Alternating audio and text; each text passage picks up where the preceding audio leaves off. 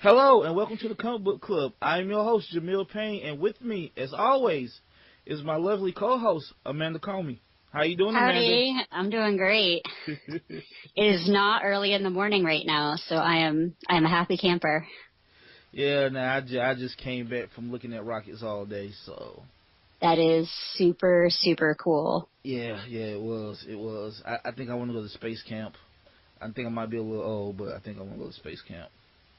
I think it's really awesome that you went though. It was a long drive for you guys, right? Yeah, just 3.5 hours. Just 3.5 hours. Man, you're dad of the year or something, right? Well, don't forget now. I don't do the driving in my household when it's the two of us. My wife does all the driving. Mom of the year, wow. What? No, look. This is the thing, right? I drive all the time, but I hate driving. I've always hated driving, right? Plus, Dangerous, can't blame you. she says I drive like an old lady. So it's dangerous. I can't blame you. Where is the lie? So I drive. So apparently, I'm not. When we drove to New York, I think I drove like it was a 16-hour drive. I think I drove for 3 because I drove like an old lady. So yeah, killed my ego. Anyway, so it wasn't like, oh, I'll drive for us. It was like, you're not driving, I'm driving. Yeah, basically, because I really wanted to try, because I never do. Like this 16 hours, I can't let my wife do 16 hours by herself. I can share my way on this. You know what I'm saying? If we're going to Walmart, fine, she can drive, but I think I can. You're going for rockets. I don't know who wouldn't drive to go see rockets. That's very cool. Yes, it is. So, Runaways. So we agree on rockets. Let's segue into something we don't agree on. I gotta say, I think I liked it the second time around. I mean, look, I still got huge issues that I think that they'll never be reconciled, but I didn't find it as grating this time as I did the first time I read it. Okay. Let's talk about.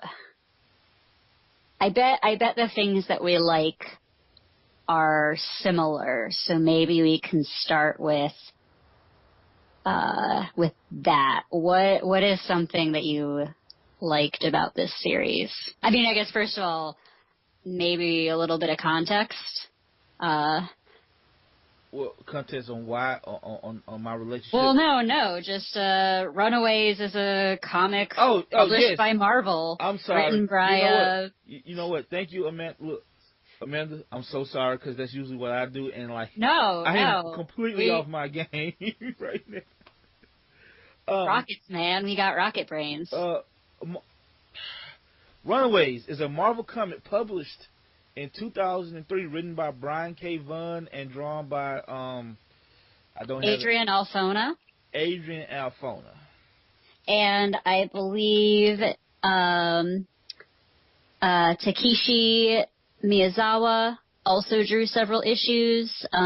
There were a few different colorists, a few different letters, several different cover artists, mostly also Adrian Alphona, and edited by, C.B. Cebulski. Okay. But yeah, I guess that's the context. I guess maybe a little more is, it was a super popular series and Brian K. Vaughan stopped writing it and Joss Whedon wrote an arc because he wanted it to keep going and we used to let him do whatever he wanted. Was it and then it got, it was, so I have never reread it. But what I remember was I was like, man, Joss Whedon, you're still really upset about the Firefly thing. Because it was like he had them use the time machine to go like into the old Wild West. And I was like, do you just have a thing for this? A thing for this? So Joss Whedon wrote it, and then a different writer came back who I thought I remembered her name, but I can't right now. And then there was some Runaways, Young Avengers crossover stuff. I think one of the characters showed up in Avengers Arena, and now the series is actually back as an ongoing, and it's been going for about a year, and it's fine. A lot of people really enjoy it, and I think that maybe after a little discussion, I think maybe the newer issues have more of the things that you didn't like, enough so that it's starting to bother me. But let's go ahead. Okay, so what did you think? What did you just think of the premise? Like, oh no, the premise is great. I remember reading the premise in Wizard, and I was like, oh, this sounds great. And I remember them heaping a lot of praise on it. Yeah. And what is the premise? The premise is, thank you again. Thank you. See, this is what you get when you let me be awake all day. I'm keeping us on. Well, look, usually I'm on. Usually I'm the one that's awake in the morning. Yep. But I've been driving for 7 hours. Yep. So this is usually my bedtime. So the premise is these children these rich kids find out their parents are actually supervillains in Los Angeles, I believe, and they decide to run away from their supervillain parents. And notable, maybe to you and me, is that these kids are all only children. Yes, because again, they would have to be children because it's Runaways, right? You can't run away when you're 22. So yeah, but no, I don't mean only kids. I mean they have no siblings. Yes, they are only children. Yes. Which I think adds a little bit to the like awkward. Like, I went to my parents had so many parties where they just like threw me in a room with other kids, and they're like, "Hey," and that's super hard when you don't have any siblings and you don't know any of the kids there. And so just like the very first few pages of the first issue where the adults of the family are having like a get together, and they just throw all the kids in a room together, and they're like, "Hey, you guys are friends, right? We make you hang out once a year. Go at it." That dynamic just like spoke to me so much. My son is the only kid, and we do that shit to him all the time. I'm not even gonna lie. Yeah, I mean, you have no choice, right? You have no choice. If you gotta bring your kid and there's other kids, you're gonna pick the kid with the other kids. It's not that you're being a neglectful parent. It just right. It's just that's just a little bit different, because like I mostly just hung out with my parents and talked to my parents. It was very weird for them to be like, "Oh no, like you go belong with the kids now," and I'm like, "I don't know any of these kids." Oh no, my son is definitely the same. Now I'm just talking about my parenting, but no, my son is definitely the same way. But every once in a while, you do got to throw him with the kids. Yeah. While you're doing your supervillain stuff, right? You visiting the Rockets today was reconnaissance, right? I mean, I did have to stab like a teenage girl like last night, so Right. So right. So the kids find out that their parents are evil because they witness some sort of sacrifice thing, and then they run away and they steal assorted gadgets and superpowers from their parents and eventually overthrow them. I don't know. I think I think the premise is solid. I don't know. I guess where does it start to bother you? Is it the characters? Okay, there's two things about this comic that bothers me. One, I think eventually, because I've only read the first 3 trades. Basically, basically where it ends with them. I don't want to say. I don't want to say because maybe the people listening haven't read that far ahead. Or maybe there's a chance that someone listening to this maybe has only seen the TV show. Exactly. But it's that turn. You know the turn that I'm talking about. Yeah, there's a surprise. I don't know what to call it without giving anything away more. So are we gonna do? There's a betrayal and a death. Yeah. So we're just gonna talk. We're just gonna spoil these first 12 issues. So the stuff we read. But so like these are the two things. I think one I could probably get over because I know there's more, and I'm going to read it now because people tell me I need to keep reading it. One is okay. Let me start with the major one. I don't like Gertrude. That character grates at my nerves to the point where she ruins the whole book for me. Like I don't like that character at all. Not even a little bit. I cannot stand her. And I think one of the problem is, and take a shot, but she's like the Green Ranger of the group. Really? Well, you don't think so? You look. If you read that book, right, and like, look, they give her all the best lines, or try to, right? They give her the cool fucking pet dinosaur. They try to make you feel sorry for her, like when they go rescue Molly, like the mom, Carolina mom is the one she singles out and call her fat and useless. You know what I'm saying? So they want you to have sympathy for her, but also they want you to see her as tough. So so you got all these things like for a lot of people, that's their favorite character. Over the years, when I hear about Runaways, it's always all about Gert. So depending on how far you've read, there's actually a second twist. And I think that it might have to do with that, which is why people like Gert more. But I kind of always felt like she was supposed to be sort of obnoxious. You see. Now the show, if you want to go, now I feel that way about the show, but like in the book, they never call her on her bullshit. So it just seemed like she's right all the time, or she just gets the better of everybody in the book.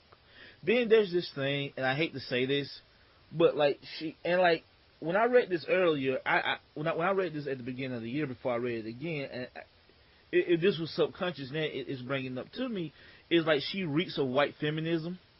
But like when she says that's my slave name, I was just like, oh bitch, I'll punch you in the face. Like, excuse me, I'm sorry. It's just to a black guy too, to the only black dude on the team. Yeah, that's my slave name. It's a fucking the cutesy ass name, Arsenic and Old Lace. Mind you, that's my favorite Cary Grant movie. There's nothing against that movie. That's one of my top 10 favorite movies of all time. Is Arsenic and Old Lace. Oh, but so she's not your favorite character just because you guys like the same favorite movie? Exactly right. Shouldn't that be enough? And she just grates at me. Then like there's. See, this is funny. I thought we both said that we liked smart women. Is she too smart? No, she's not. That's the thing. That's not the problem. She's like pseudo-intellectual. Well, look. She's the type of person that'll ruin your Thanksgiving by reminding everybody constantly that that the Native Americans was killed to have this Thanksgiving. And it's funny the first time, and like again, her white feminism is not really the main problem, but it's shit like that. I know people like her. Like, what I'm saying? Just, she seems like a killjoy. Like I don't. Again, it has nothing to do with her being smart. You know what I'm saying? Alex is smarter than she is, but he's not a smart ass about it. Exactly. And it's nothing wrong. Like, you can be a smart ass woman. I don't know. Do I sound terrible? Like, No, you don't sound terrible. I think I can help you out a little bit though. Okay. So when my husband asked me if the TV show characters were like the comic book characters. And I believe when I gave like the one sentence description of each of them, I was like, okay, there's like the ridiculously cool, actually has his shit together, smart black kid. There's the kind of losery, somehow trashy white guy. There's Marsha Brady. There's like miniature Hulk. And then there's desperate tumblerina. You forgot edgy Asian girl number 2. Yeah, edgy Asian girl. But no, I call her a tumblerina. And I think we've talked once or twice how sort of like performative progressiveness really kind of gets to you a little bit, and it's just she's kind of the embodiment of that. And if you keep reading, at some point they go to New York, and Gert is very grumpy about it, and Chase points out, he's like, you're just upset because you're not unique here. And in the background is like a million other girls who are all like wearing scarves and have their hair dyed different colors. And he's like, you know, like on the West Coast, you're like there aren't people like you, but here everyone's like you, and you're upset that you're not special just because you dyed your hair purple. And okay, good. So good. Like eventually, like there is a little bit of evidence that the other characters are kind of aware of her being too much. But I mean, I don't think you have to like all of the kids, you know. I think that makes it more realistic. But yes, I won't fight you too hard on the point that it's a little bit like the Gert show.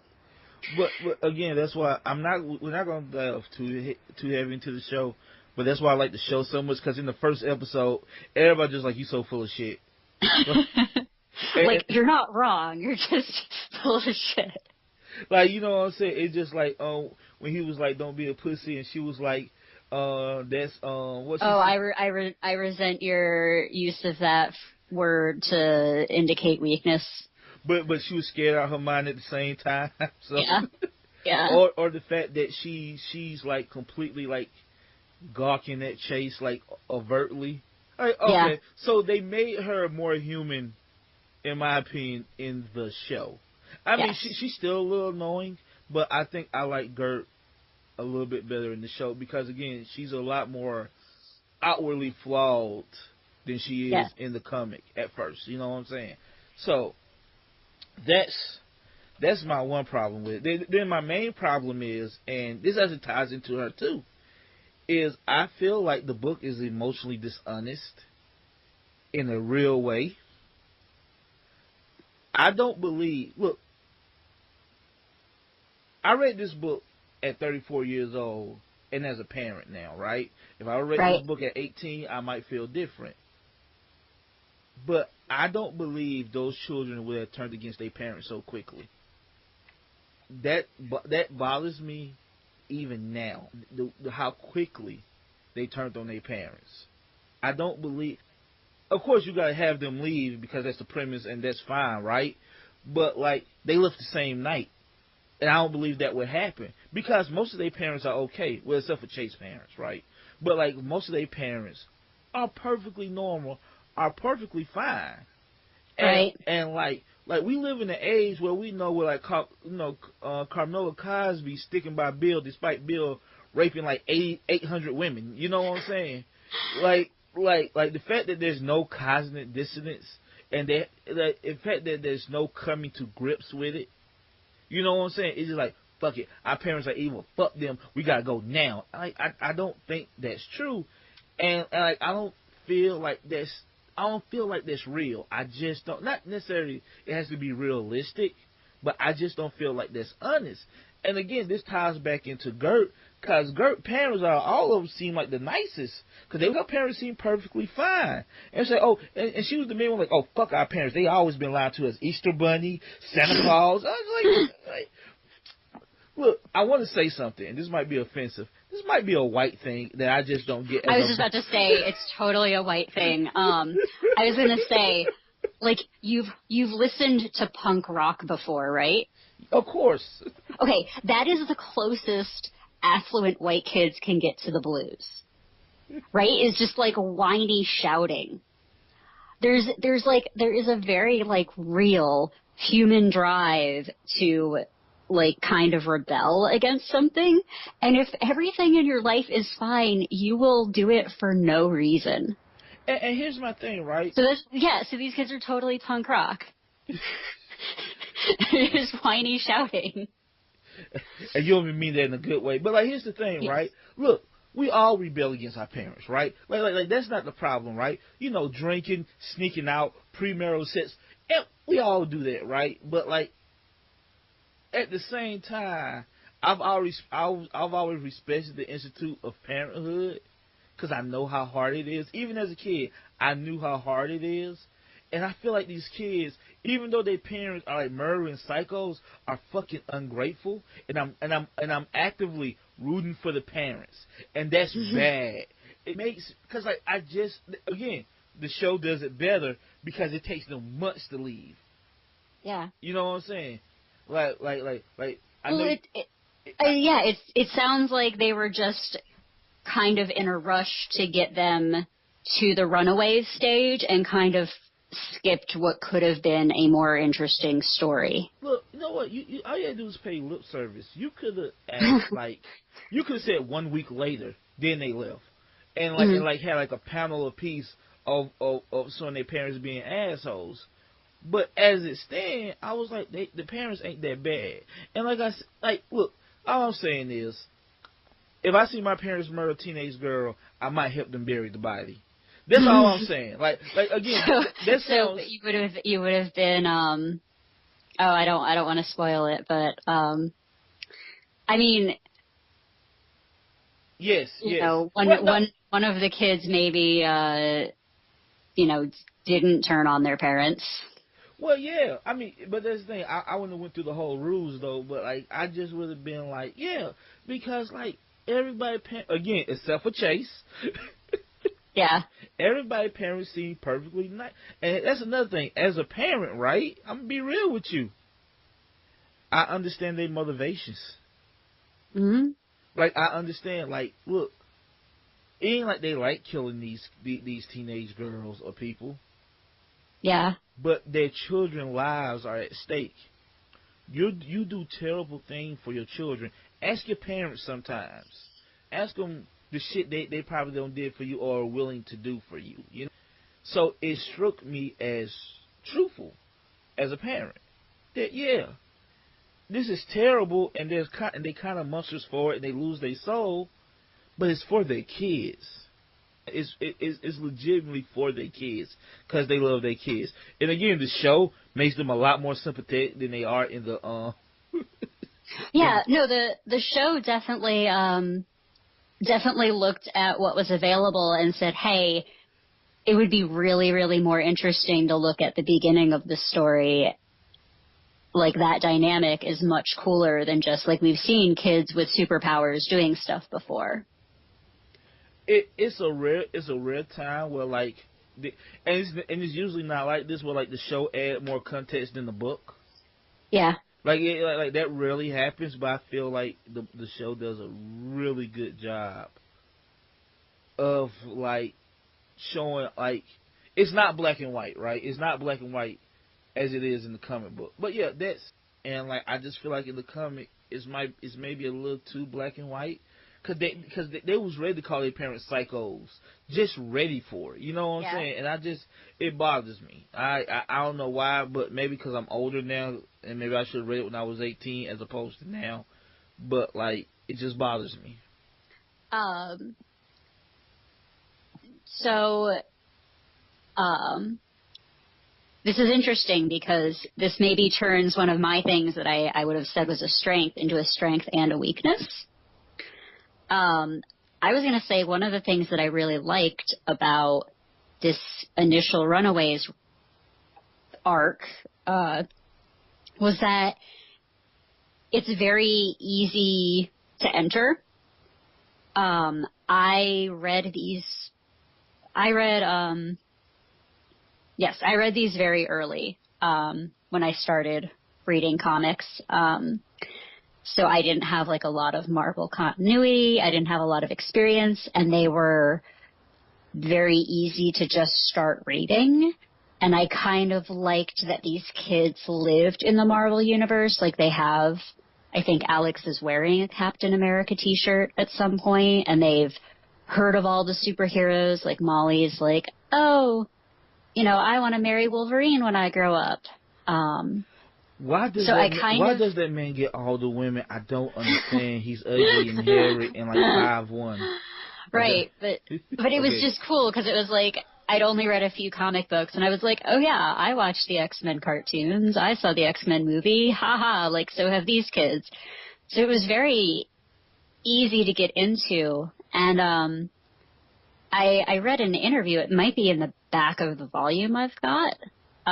But Brian K. Vaughan essentially said, he was like, hey, I got tired of, like, you know, I was reading the X-Men and realized that it's not possible for kids to just jump in and start reading the X-Men. And it's also not even aimed at, like, 12-year-olds anymore. Nope. You've got, like, baby cartoons, and then you've got, like, rated R-ish stuff, or stuff that would just be, like, boring for kids. And so he was trying to get a little bit of that X-Men dynamic with no continuity required. Oh, definitely. There's a lot of that. But see, if you're saying that, like, would you really want to give a 12-year-old a book that's like, oh yeah, it's really cool to run away from your parents at literally the drop of a hat? Like, is that maybe, like, not the best way to start it? And so, I mean, at first I was thinking that the sort of black and white morality of it makes that easier for younger people to read and get into, but now I'm like, maybe that's kind of dangerous to read. Oh. I'm not sure, man. I never even thought about it like I'm that. sitting over here ready to ban these books. No, look. To be fair, those are two major problems, and like I said, it's hard for me to get over. But the books do get better. The book does get better as it goes along, and I do eventually feel like a sort of camaraderie with these kids. Like how can you not? You know what I'm saying? They, like, you know, they're kind of awesome in their own special way. You know, and like it struck me as very realistic, especially some of like the sexual like politics and dynamics going on within the group and certain relationships. This kind of that was very realistic, actually. Yeah, that's woo boy. Them kids bounce around a lot. It's just you know, Nico just every time she gets nervous, she just kisses whoever's right there. Yeah, exactly, man. Women don't even matter. She's just who's ever there. And I love when the vampire came in. Like, oh, it was your hormones, cause everybody was thinking. He was like, no, no, y'all just being shitty right now because I'm a handsome boy. Yeah. Yeah, he's not right, because the kids get the idea in their heads that they're going to play superhero for a while, and they break up a robbery at a convenience store, and it's 2 adults and 1 kid, and they assume that the grown-ups are making their son be evil with them, just like their situation, and they take the kid back with them, and it turns out he's actually a vampire, and those were like his familiars, I guess, his pets. I forget what it's called in vampire lore, but yeah, and so they assumed that the vampire had bamboozled them or hypnotized them or something, and he's like, no, you all are just stupid teenagers.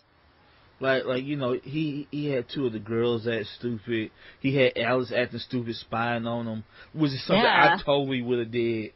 If I like if I was a teenager and some girl I like was with some other dude, I was totally would have did something like that. Oh man, this is a little too close to home. Who's your favorite character of the Runaways? Alex. It's Alex? Okay. Alex. Cause well, let's be real. Of course it's Alex. And yes, it's for the reason you think. It's definitely for the reason you think. No, honestly, besides that, like he is kind of the coolest character. Like, well, if you don't count Gert being force cooled on me, I do think he's like the coolest character. And just like, I'm smarter than everybody. I have to keep this group together. All y'all kind of stupid. But again, he's kind of pretentious, but he's pretentious in another way. In the other way, you know what I'm saying? He's pretentious, like he's almost like the parent of the group. Yes. Which they should be suspicious of, right? Yeah. I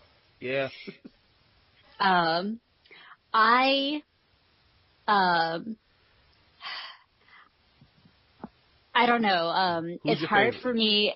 So I don't really. Carolina. I like Carolina. Okay, yeah. So Carolina's my favorite character. I knew. But I actually really, really love the idea of the Staff of One, which is the weapon that Nika gets from her mom. Oh! You know what? That brings me to another problem. Not even a problem, but it's kind of hackney. And like you can tell, Brian K. Vaughn was like kind of early in his writing career. Yes. Because some of his, well, not symbolism. What's the word? Some of his metaphors are really on the nose. Like Carolina turning into a rainbow. Yeah. Or the fact that the fact that the golf girl has to cut herself for the stuff to come out. I was just like, that's a little on the nose.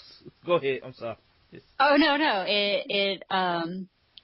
It definitely is. But again, like if the aim was, I don't know. I guess I was gonna say in general, a lot of Brian K. Vaughan stuff, I feel like he works backwards, almost like his stuff is focus group researched. Really? Almost, yeah. You know what? I read enough Brian K. Vaughan. Like I love Saga. Yeah. But yeah, now that I've never thought about that. I mean, to be honest, this is a slight digression, but I feel like you can kind of see the transition happening through Runaways. I feel like he's a really competent writer. He knows how to put together a story that will work.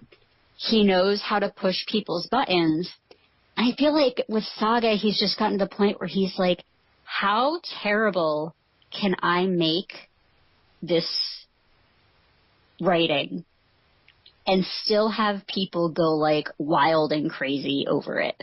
Like, how can I be so intentionally manipulative and fan servicey and give people like exactly what they didn't know they want and have it still be like horribly paced and have like it just be terrible? Hold up, you don't like Saga? Oh no. I like Saga. It's got really weird pacing. You know what? Maybe I don't like Saga. Maybe I'm a little Stockholmy about it. Because he jerks you around a lot, and we all just sit there and we're like, oh really? You're gonna throw our favorite character out in an airlock? Oh really? You're gonna say our favorite character was really betraying everybody secretly the whole time, and then you're gonna kill them? Great, thanks. Please, sir, can I have another? Like, no. I'm not caught on Saga. Be careful. Please tread carefully. I'm not completely caught up. But yeah, I never thought about that. it does seem, you know what? His shit does seem kind of like focus groupy. There's this giant wave in comics right now, right? Where like things are changing. There's a lot more queer writers. There's a lot more people of color like in comics now than there's ever have been at any point in comics, right? Yeah. And we talk about like how popular like Tumblr is with that type of crowd. Again, nothing's wrong with that, right? No. Saga's kind of a Tumblr comic. Hell, Runaways is kind of a Tumblr comic now that I think about it. What about Why the Last Man? You know what? I've never read Why the Last Man. I have like 4 volumes of it. I've been meaning to read it. I mean, just the premise alone. Yeah. Yeah. And the last man on Earth ends up being escorted by a black female CIA agent. Oh, wow. I didn't even... And of course, everyone has to be a lesbian when there's only one guy left, so... I mean, to be fair... I mean, well, I don't know. That means that, okay, if all the men die, right, there'll be 3 billion. Yeah, you're right. Not all those women are going to turn to lesbians. Not right away. Well, I mean, like, again, this is a slight... But it's just like... Why the Last Man is also a very good book. It has fewer of the extra manipulative turns. Like, he saves them all for, like, the end, I think. I feel like he just has, like, a bag of writer's tricks that he's put together over the years. And you can see him try out, like, 1 or 2 of them in each thing he's written. And then suddenly he got to Saga, and he's just like, all of them! And he's just, like, dumping the bag of writer tricks on you all the time. Well, look, if we gonna... Which is fine, because they're great tricks. And they work so well. Right. I sometimes wonder, like, how bad can he make it and have me still read it? Like, when would I really stop? Also, like we just gonna continue down this track a little bit. I know about like what happens later with the Carolina character and the person she dates. Yes. And the weird. Well, so Carolina, so each of the kids, their family has a different thing, and Carolina's family were actually aliens. And so she's got, like, a whole, like off-world thing going on where, like, her parents were running away from, like, a war that they may have started, and she was betrothed to marry, like, a Skrull warrior. And the warrior shows up, and Carolina goes, "Sorry, dude, I'm not into dudes." And he goes, "Guess what? I'm a shapeshifter." So I can be whatever I want. And what was his name? Zave? Like. Oh gosh. But it was something. It starts with an X, but it's one of those things where like one of them like gender fluid people will call themselves, and like it's like now that you said like the whole focus group thing. It's just all like it's all hit me in the head at once now. Mm-hmm. Like oh, that's why that was that way. But no, okay, back to this comic. Yeah. So let's jump to the end with Cloak and Dagger, right? Yes. I love Cloak and Dagger. I love the way Cloak and Dagger look. There you go. There you go. They are my favorite superhero couple to look at.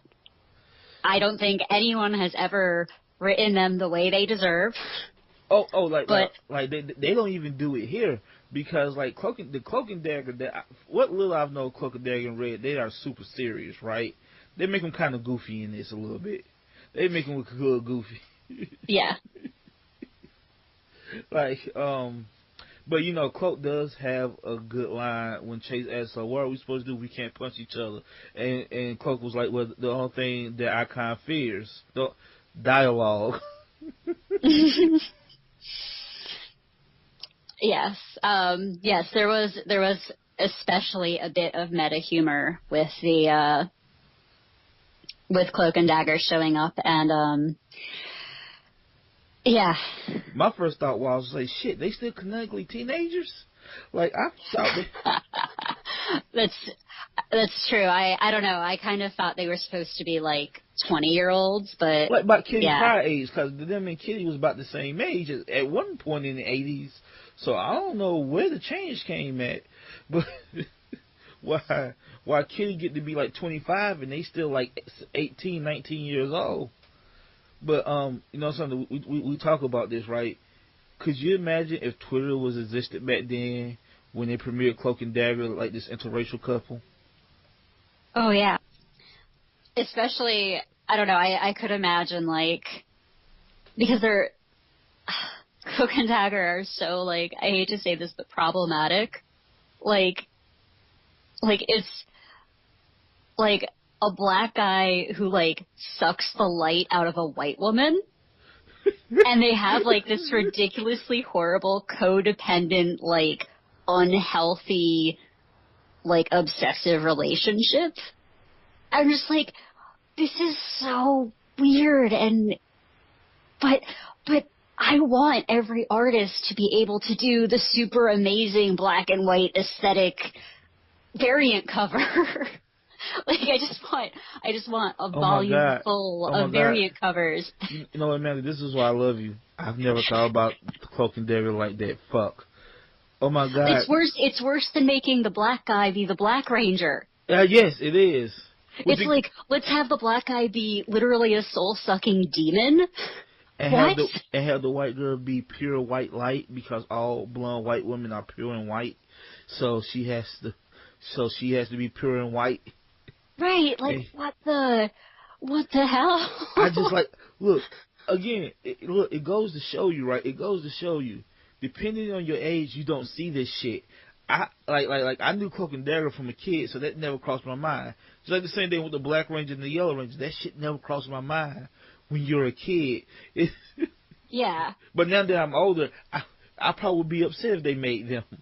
But fuck it. No, it's just, I think it's very interesting, and I mean, most of the stories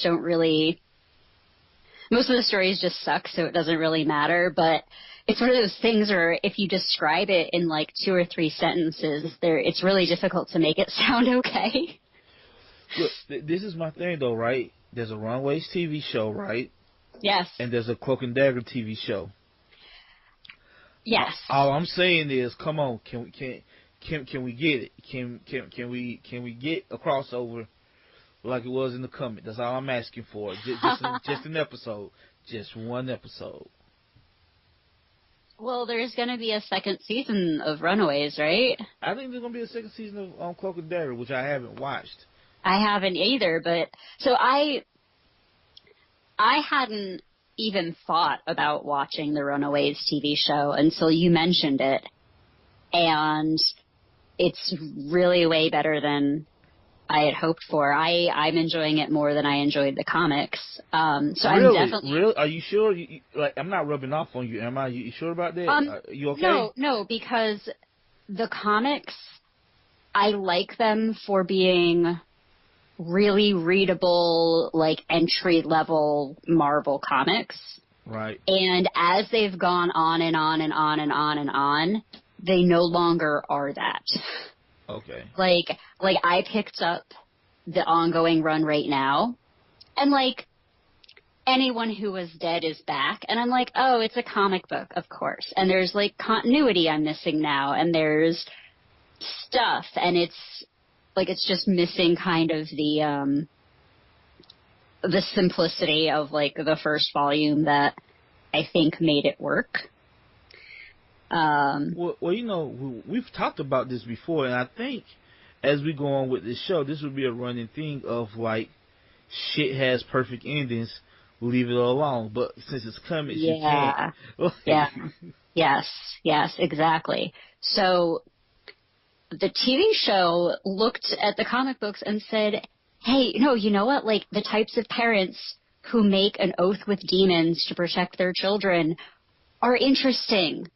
And And they're not necessarily bad. Like they're not necessarily just terrible people. You know what I'm saying? And like you said, the kids aren't going to turn on their parents 100% immediately. Or maybe some of them do. Or maybe some of them do and then they change their mind. Like, it's not going to be... Like, there's so much interesting drama in just that, what was essentially the first issue of the comics, that they could blow that out into a full season.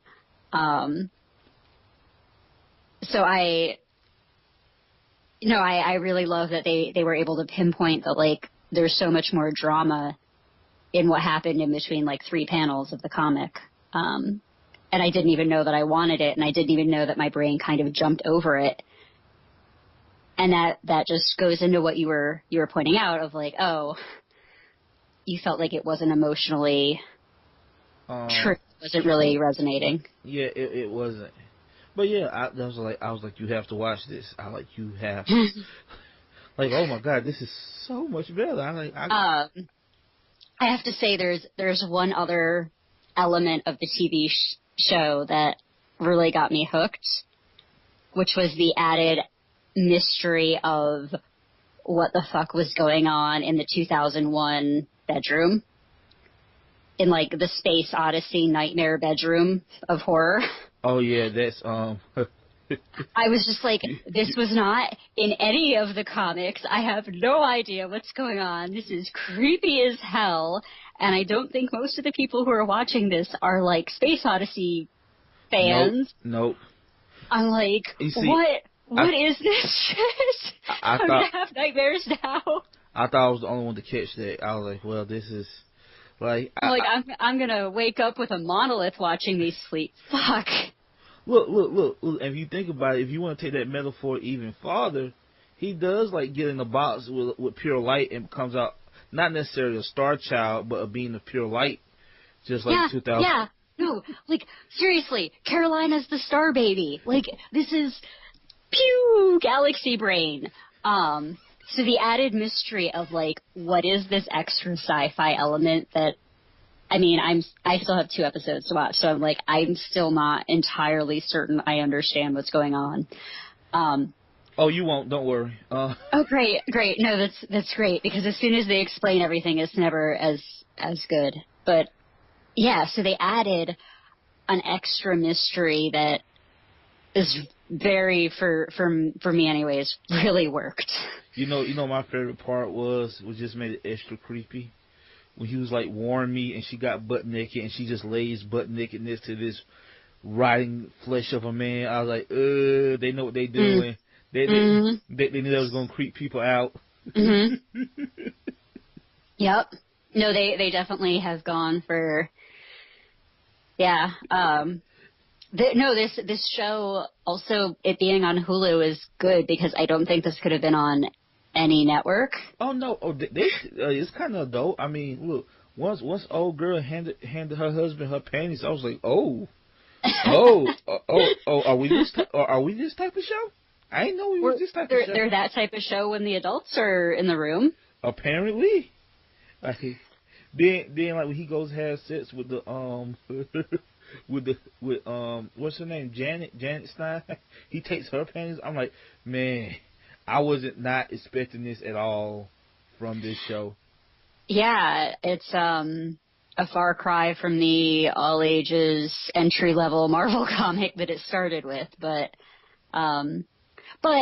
at the same time, like the new ongoing issues are not written for new readers. They're written for people who in 2003 were reading the original ones. And the TV series is the same way. They're not really expecting to attract too many new fans, I don't think. I think they're just trying to get mostly the core Marvel fans and then maybe some of the people who watched, like, all of the Netflix stuff. Like, a lot of people watched Daredevil, who I wasn't expecting to watch, like, a Marvel TV series.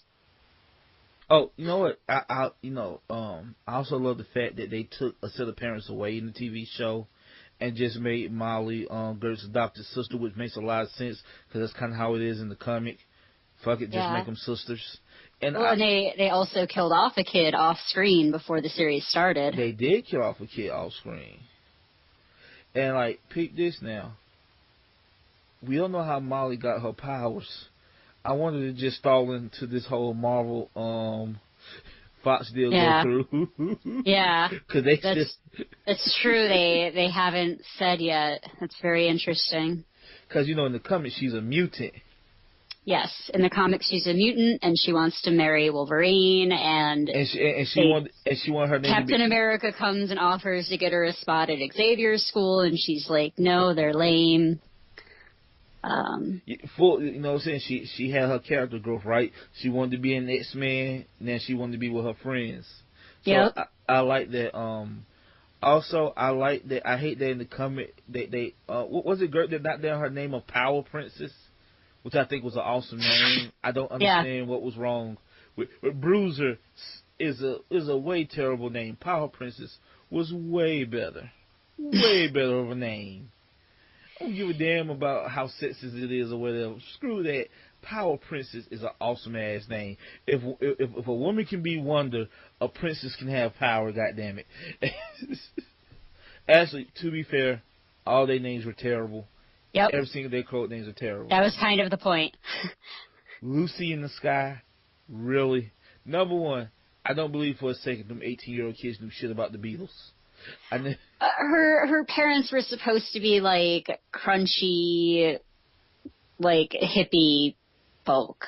So I don't know. What are they in the comic though? I know they are in the they definitely there in the show. No. In the comic they were supposed to be like you were supposed to think like Gwyneth Paltrow. Like they were actors who were like super.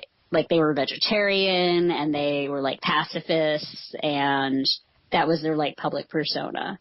So, yeah, she totally would have been, like, a hippie who knew, like, her parents' old music. And that's totally an only child thing. Like, when you don't have siblings, your parents make you do things like watch 70s post-apocalyptic horror movies with them over and over again. Like, why does a 12-year-old know what The Omen is? Sorry, that was a personal projection right there. Oh, no. Look, I'm talking shit, right? Again, this comic came out in 2003. I would have been 18. These kids are about 18 years old, right? And I said these kids wouldn't know shit about the Beatles. Mind you, I'm like a giant Beatles fan. And I'm not talking about like, I just like some stuff. I'm like, I have thousands of dollars of Beatles memorabilia at this point. So actually I'm full of shit. So they totally couldn't know who the Beatles were.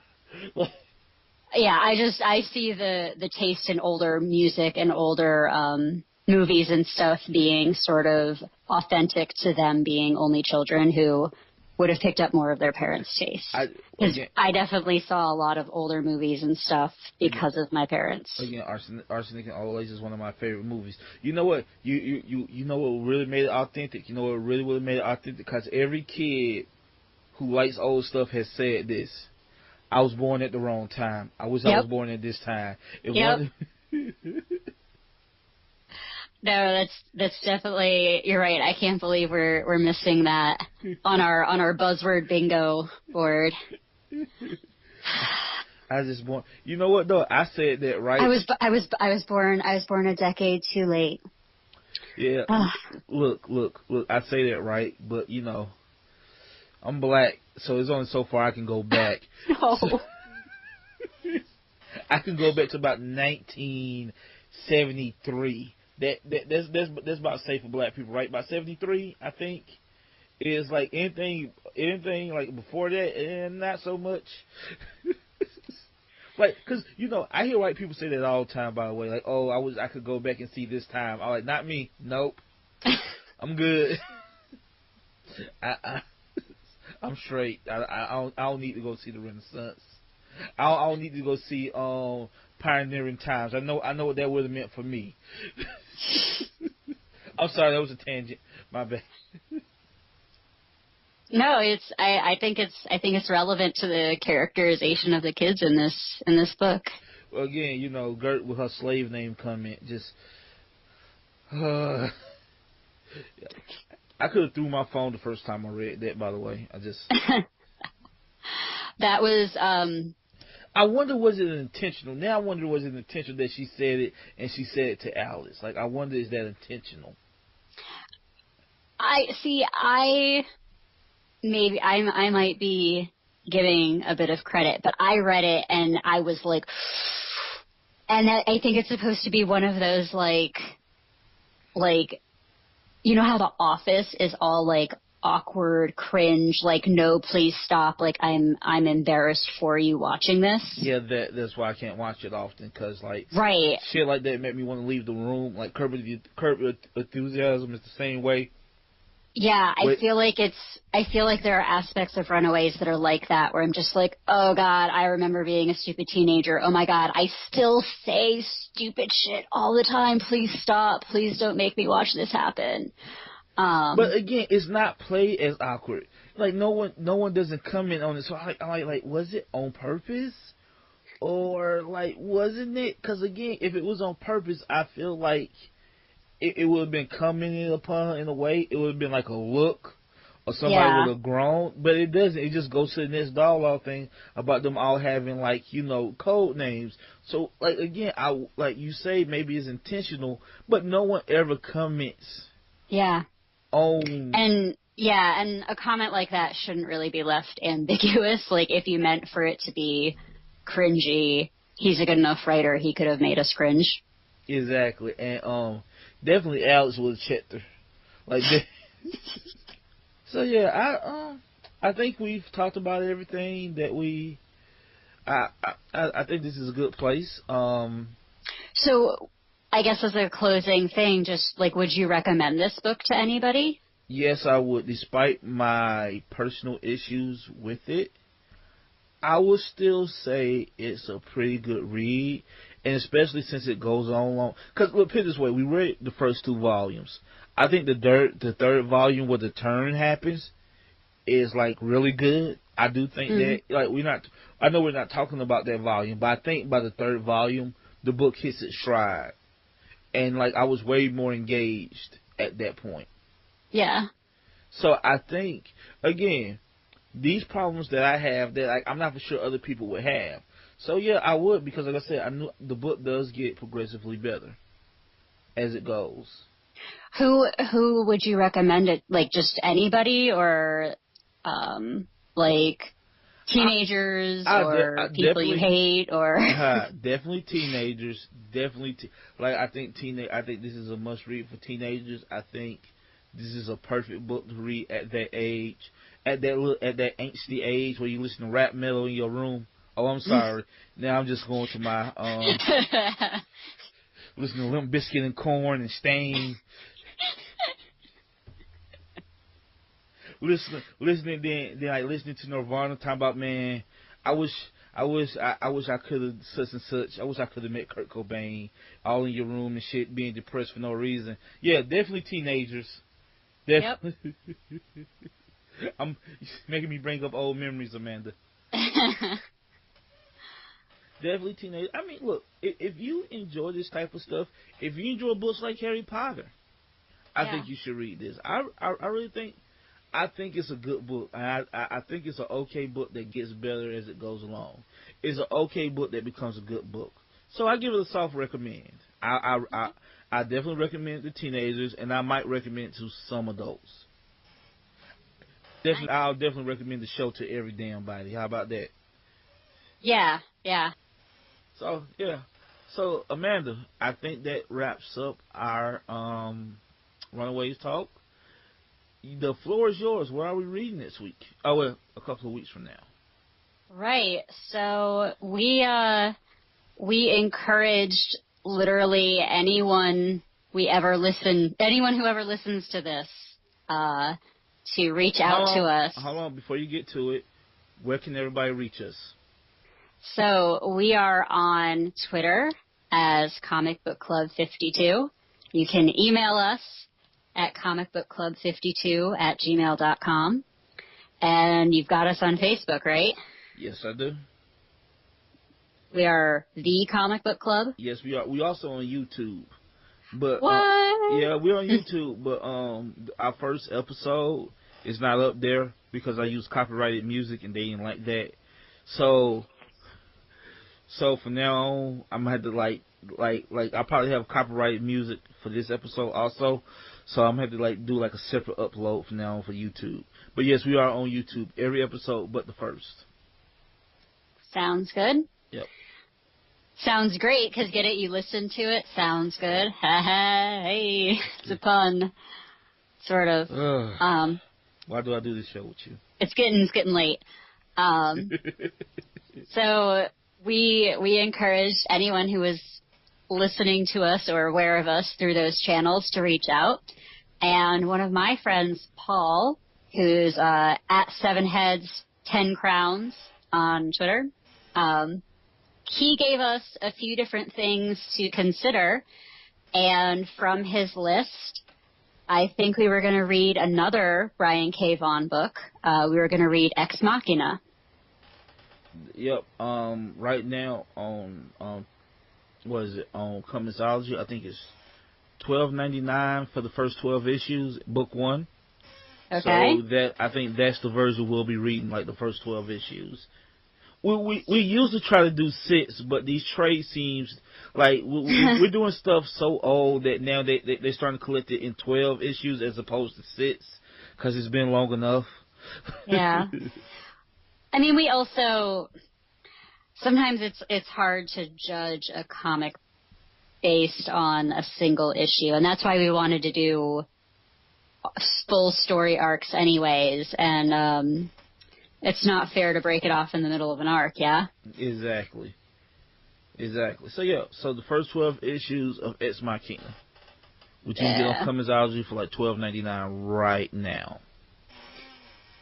And also probably, I think I've seen a copy of this on sale in like every single local comic book store I've been in, because I know I've thought about buying it several times. So now is the time. You can probably find it at Barnes and Noble. Look, yeah. You know what?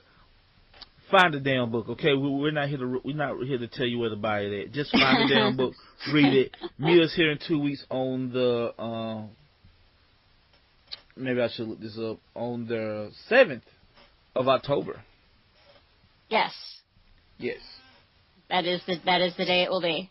That's the day. Okay. Okay, you know what? It's late. I'm tired. I've only had like 3 hours of sleep in the last 24. But tons of rockets. Woo, so rockets. Many rockets. And we're not talking about sex toys, I promise. Oh my gosh, we almost made it. We almost made it a whole episode without being terrible. I might cut that out.